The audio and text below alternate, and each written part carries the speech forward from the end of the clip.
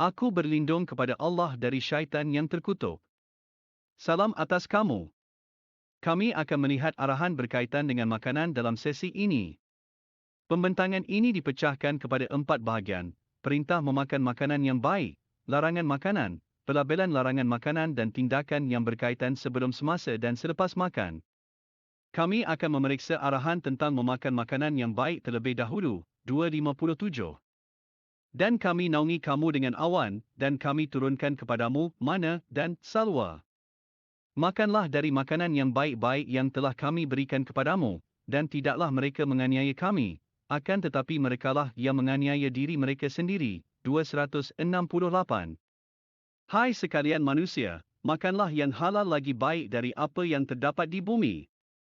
Dan janganlah kamu mengikuti langkah-langkah syaitan, kerana sesungguhnya syaitan itu adalah musuh yang nyata bagimu. 54. Mereka menanyakan kepadamu, apakah yang dihalalkan bagi mereka? Katakanlah, dihalalkan bagimu yang baik-baik dan anjing yang telah kamu ajarkan dengan melatihnya untuk berburu, kamu mengajarnya menurut apa yang telah diajarkan Allah kepadamu.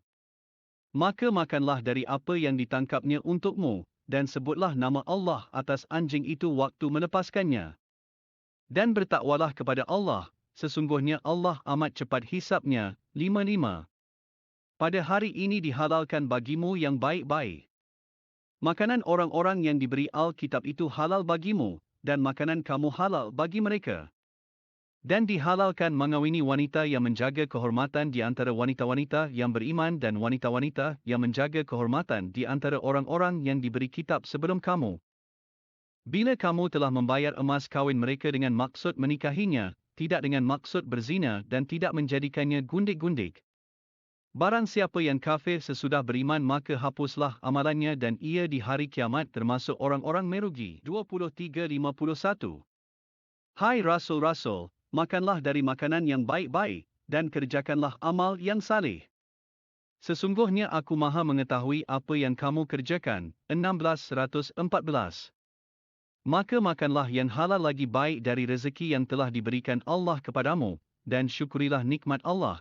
Jika kamu hanya kepadanya saja berhikmat, seterusnya kita akan melihat tentang isu makanan haram. 1615.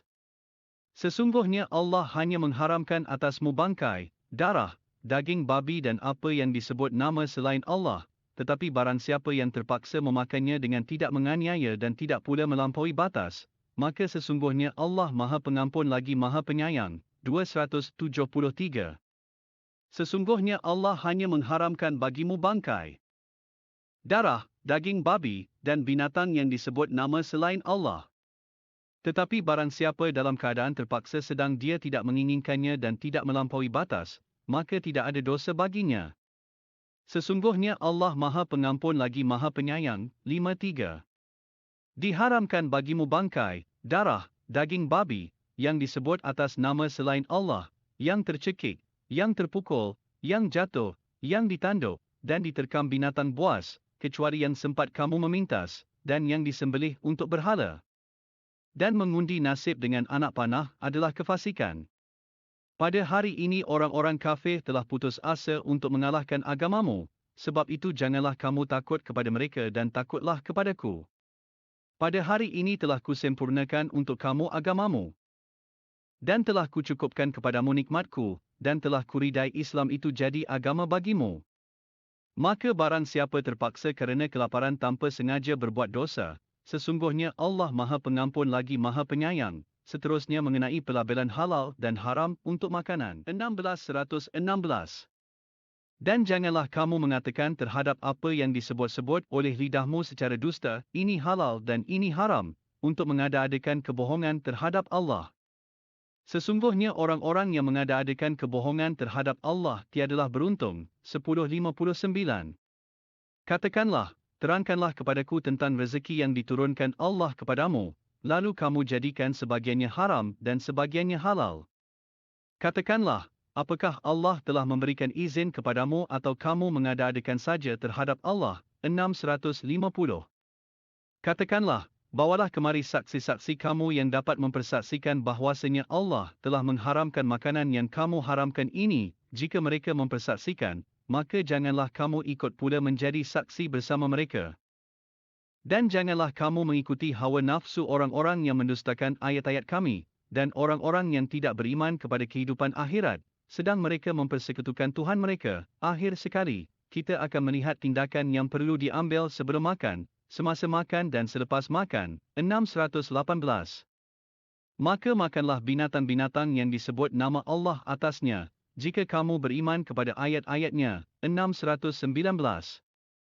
Mengapa kamu tidak mau memakan yang disebut nama Allah atasnya, padahal sesungguhnya Allah telah menjelaskan kepada kamu apa yang diharamkannya atasmu, kecuali apa yang terpaksa kamu memakannya.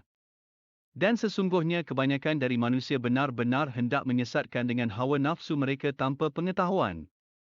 Sesungguhnya Tuhanmu, Dialah yang lebih mengetahui orang-orang yang melampaui batas. 621. Dan janganlah kamu memakan binatang-binatang yang tidak disebut nama Allah atasnya.